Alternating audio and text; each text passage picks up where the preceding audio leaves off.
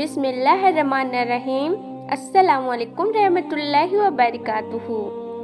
नाज़रीन, कुर्बानी से मुतालिक एक बहुत अहम और ज़रूरी सवाल पूछा गया है जो हर मुसलमान को पता होना चाहिए। सवाल ये पूछा गया है कि मियाँ बीवी में से अगर बीवी साहिबे निसाब हो तो क्या बीवी को अपने नाम से कुर्बानी करना चाहिए या शोहर के नाम से करना चाहिए। इसी तरह से दूसरा सवाल ये पूछा गया है कि वालिदैन और औलाद में से औलाद साहिबे निसाब हैं, वालिदैन साहिबे निसाब नहीं है, तो क्या बच्चों को माँ बाप की तरफ से कुर्बानी करना चाहिए, माँ बाप के नाम से करवाना चाहिए या अपने नाम से करवाना चाहिए। तीसरा सवाल ये पूछा गया है क्या हम अपने नाम से कुर्बानी ना करवाकर हुजूर के नाम से कुर्बानी करवा दें तो क्या इस तरह से कुर्बानी करना सही है। ये तीन बड़े अहम और ज़रूरी सवाल आता है। सबसे पहले तो आप ये बात समझने की कोशिश कीजिए और फैमिली के तौर पर, रूल के तौर पर आप इस बात को याद रखें कि कुर्बानी इबादत है और ये इबादतें जिसके ऊपर वाजिब होती हैं उसको अदा करना ज़रूरी है। अब अगर वह अपनी इबादत अदा ना करें तो वह गुनहगार होगा। समझ रहे हैं। तो कुर्बानी जिसके ऊपर वाजिब होगी, किसके ऊपर कुर्बानी वाजिब होती है, साहिबे निसाब के ऊपर। अब साहिबे निसाब किसको कहा जाता है, तो ऑलरेडी मैंने ये वीडियो बनाया हुआ है, आप देख सकते हैं कि कुर्बानी किन लोगों के ऊपर वाजिब होती है। अगर आपने वह वीडियो नहीं देखी तो आप यूट्यूब पर सर्च कर सकते हैं कि कुर्बानी किन लोगों पे वाजिब होती है। ठीक है, तो कुर्बानी साहिबे निसाब पर वाजिब होती है। जिसके ऊपर कुर्बानी वाजिब होती है उसको अपने नाम से कुर्बानी करवाना होगी, करना होगी। ठीक है, अब ये जब वसूल आपने याद कर लिया तो अब आप समझ गए। आप बहुत सारे मसले आपके इसी वसूल की रोशनी में क्लियर हो जाएंगे। मियाँ बीवी में से हस्बैंड साहिबे निसाब नहीं है तो हस्बैंड जब साहिबे निसाब नहीं है तो हस्बैंड के ऊपर कुर्बानी वाजिब नहीं होगी।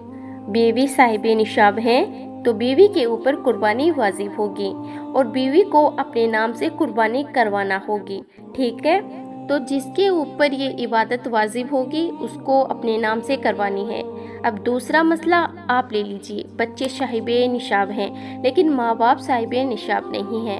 अब बच्चे अगर ये सोच रहे हैं कि अरे कुर्बानी हम अपने नाम से करें तो लोग क्या कहेंगे, माँ बाप नाराज़ हो जाएंगे और ये तो अच्छा नहीं है कि हम अपने माँ बाप के नाम से कुर्बानी ना करें, अपने नाम से कराएं, तो इसीलिए हम तो अपने माँ बाप के नाम से करेंगे। तो उनको यही बताया जाएगा कि कुर्बानी एक इबादत है भाई, और ये इबादत, ये कुर्बानी जिसके ऊपर वाजिब होगी उसको अपने नाम से करवानी है।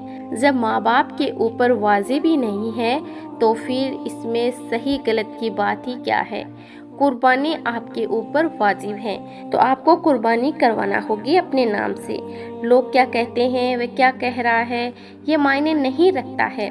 मायने ये रखता है कि शरीयत क्या कह रही है, इस्लाम क्या कह रहा है। तो अगर बच्चों के ऊपर कुर्बानी वाजिब है तो बच्चों को अपने नाम से कुर्बानी करवाना होगी। माँ बाप के ऊपर कुर्बानी वाजिब है ही नहीं तो उनको टेंशन लेने की ज़रूरत नहीं है। हाँ, इतनी बात जरूर है कि अल्लाह ने आपको नवाज रखा है, बहुत मालो दौलत से नवाज रखा है, तो आप 2-3 कुर्बानी करवाओ। माँ की तरफ से अलग करवाओ, बाप की तरफ से अलग करवाओ। ठीक है, लेकिन कुर्बानी के दिनों में आपके ऊपर तो ये कुर्बानी वाजिब है। एक कुर्बानी आपको अपने नाम से करवानी होगी, उसके बाद दूसरी, तीसरी, चौथी, पांचवी, जितना मन चाहे आप कितनी कुर्बानी करवाओ और जिसके नाम से करवाना चाहते हो उनके नाम से करवाओ। लेकिन आप अगर साहिबे निसाब यहाँ पर अगर कुर्बानी वाजिब है तो पहली कुर्बानी आपको अपने नाम से ही करवानी होगी। और पहली का मतलब ये नहीं है कि जिंदगी में पहली, हर साल। ठीक है। तीसरा सवाल पूछा गया था कि क्या हम अपने नाम से कुर्बानी ना करवाकर हुजूर के नाम से कुर्बानी करवाएं। तो यहाँ पर भी आप वही फॉर्मूला और रूल याद रखें कि कुर्बानी जब आपके ऊपर वाजिब है तो आपको अपने नाम से ही कुर्बानी करवाना होगी।